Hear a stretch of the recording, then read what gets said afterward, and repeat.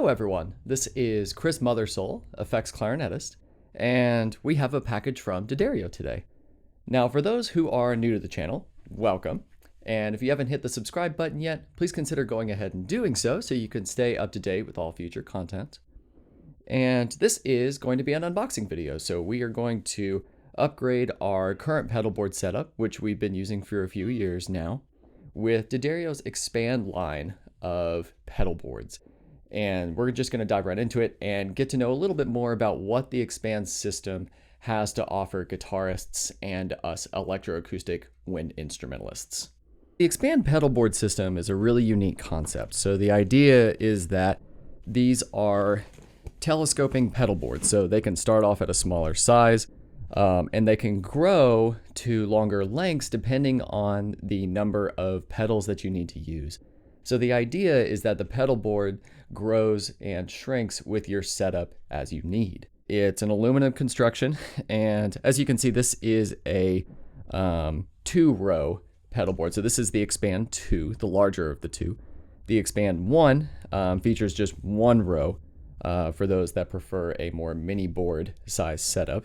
We're going to then unbox this, and this is going to be a little bit of an IKEA setup, so we'll speed through this as we go through assembly of this board.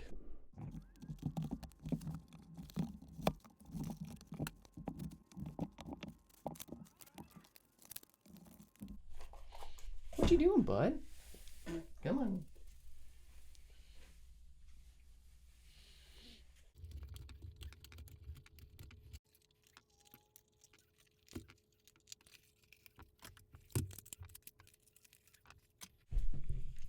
Okay, so we have all the parts out and everything, and aside from the ton of screws that are in here, you can tell that this thing is going to be a super sturdy build. It's nice that the pedalboard includes this much Velcro tape to keep the pedals affixed to the board, and each of the rails you can see too has the other side of the Velcro tape on both sides, so you don't have to worry about this part from an assembly standpoint. It's already been done for you.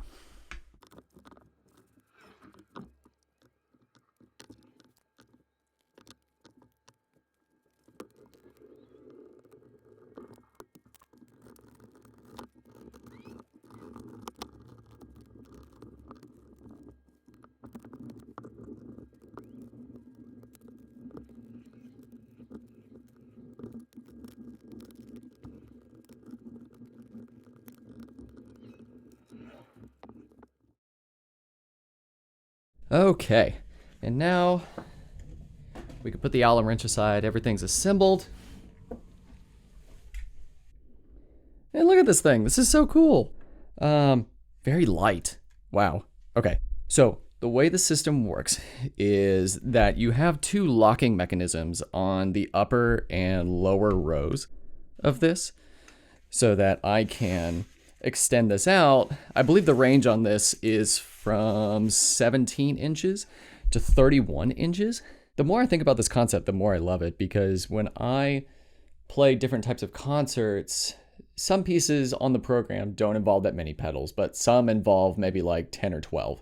So depending on the concert I'm playing, I can always tailor my board to exactly what I need it to be.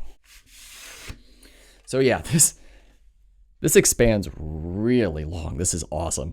So you got Velcro on the top side, Velcro on the bottom side, and this is where I like to put my power supply.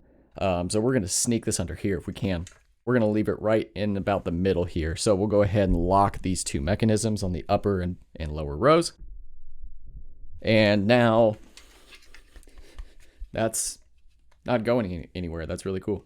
The other supplies that we have here now are our Velcro tape for any of the pedals that we want to stick on here. All the pedals should have enough Velcro tape remaining that I don't have to worry about this for now. But we're at least now going to put all the pedals on here and see how we might want to arrange everything.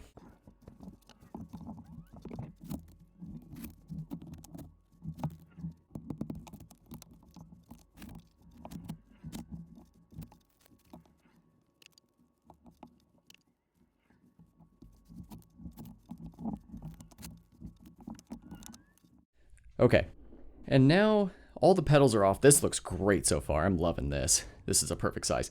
Now, for the things we're putting underneath the board, we have to make sure that there's enough clearance between the bottom of the rail and where the floor is going to be. So it looks like the noise gate's going to fit in there just fine. So now we have to figure that out with the power supply as well. I have a feeling it'll probably fit too.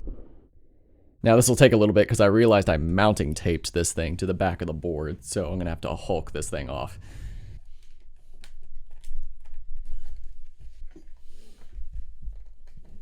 I've made some poor life choices and this thing is really stuck on the board, so excuse me for a moment. Mounting tape works really well. I did not think I would have to take this pedal board supply off for a very, very long time. So let's go ahead and put some Velcro tape on this and secure this the proper way. Double checking this, it looks like it's gonna clear. It should be okay. So we are going to go ahead and extend these feet out a little bit just to be certain. This is a little bit of a brick of a power supply, but I think we'll be fine.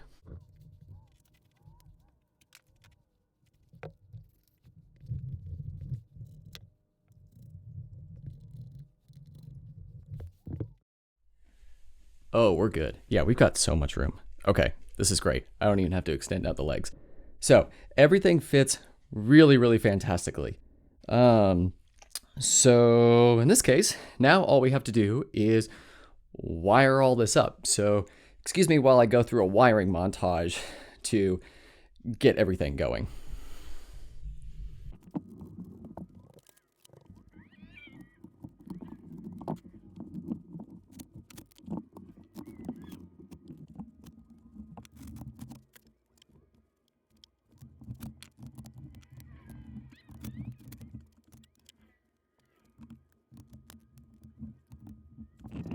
Okay, now we've got everything wired in signal chain order.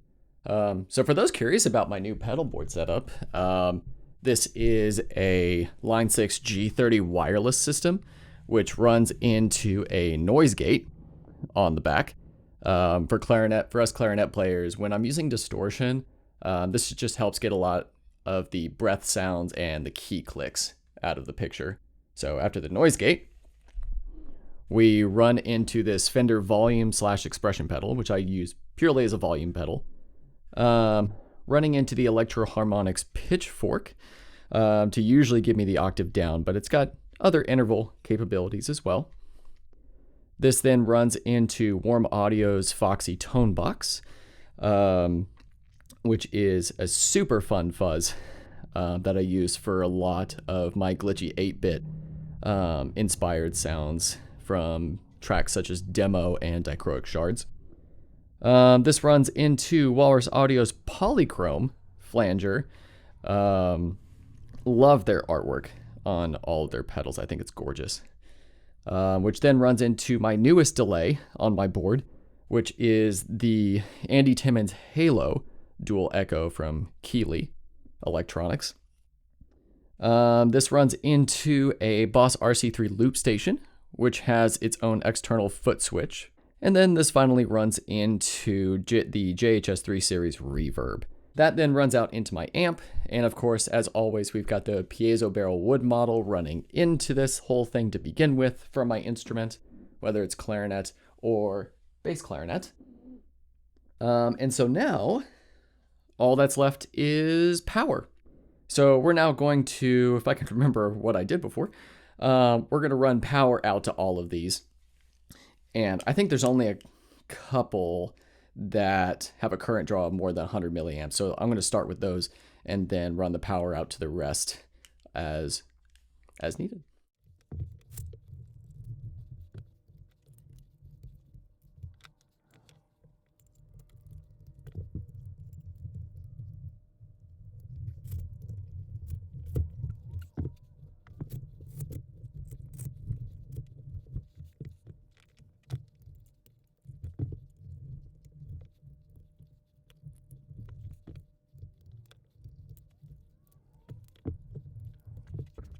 Okay, and now we should have everything wired up. Now, for those that have built a pedal board before, this doesn't look terrible so far. But the thing is that you can see like a few little messy areas in terms of wiring, and then on the back,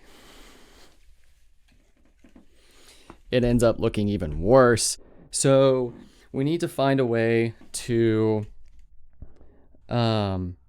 get everything in order so that we don't tangle ourselves up in our own wiring. And that's where I'm excited to try out these cable management clips that D'Addario has included.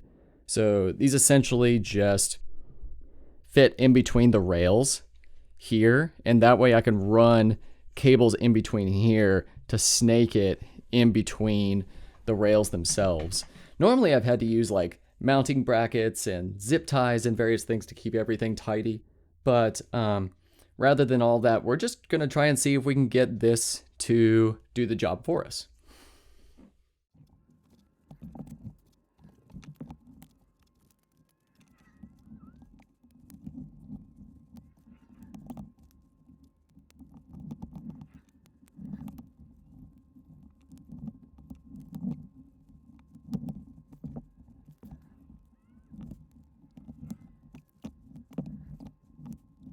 This first attempt is a little haphazard and goofy, but already it's better. It's much better. I can definitely see how I can take a little bit more time with this and really make this look fantastic. And I've always wanted to get rid of my use of zip ties anyway. So we're gonna go ahead and flip this back over, double check our work on the front side. Yeah. Do a little bit of tucking here and there, but that looks pretty good. That looks pretty dang good for a first try. I love these. These are a great idea. A small but thoughtful touch on D'Addario's side. And that way the only zip tie I've had to use is just to keep the Foxy tone box on the board. So now theoretically, we should be good to jam on this thing. This is so cool. I've enjoyed my old board for the longest time. It's a homemade Home Depot special, and I've been using it since about 2022. But the more that I do this sort of thing, I give out more and more recommendations to clarinetists who want to get started with their journey with using pedal effects. But when I start thinking about what to recommend in terms of a pedal board, I kind of come up short because I've just been using a bunch of wood haphazardly put together and everything zip tied together to make it look as neat as possible, which has gotten me a very, very long way. But it's so cool to see a company like D'Addario put out a product like this. It's so funny because we clarinet players purely know D'Addario for their reeds. So when I happened upon the fact that they made pedal boards and cables and all that sort of stuff, it just seemed like such a cool bringing together, so to speak, of both parts of what I do, not just in terms of reeds and mouthpieces, but also when it comes to a pedal board and eventually patch cables and everything. So it's cool to see that clarinetists can rely on D'Addario for more than just their clarinet specific needs. This is a really, really cool board. I can't say this enough. And bravo to D'Addario on this product. This was released a few years ago. This isn't exactly brand new. But I can definitely see this being very travel friendly, and say if I needed to expand the board even more from here, I've got plenty of room to do so. But for now, I think this will do. If y'all have any questions, feel free to leave them down in the comments, but I hope you've enjoyed this video. If you've enjoyed this and want to see more content, be sure to give this video a like and hit the subscribe button for me. And there will be plenty of jams and other cool videos on the way with this board as a prominent feature in all of this new part of my journey. So thank y'all for watching, and we'll see you in the next one.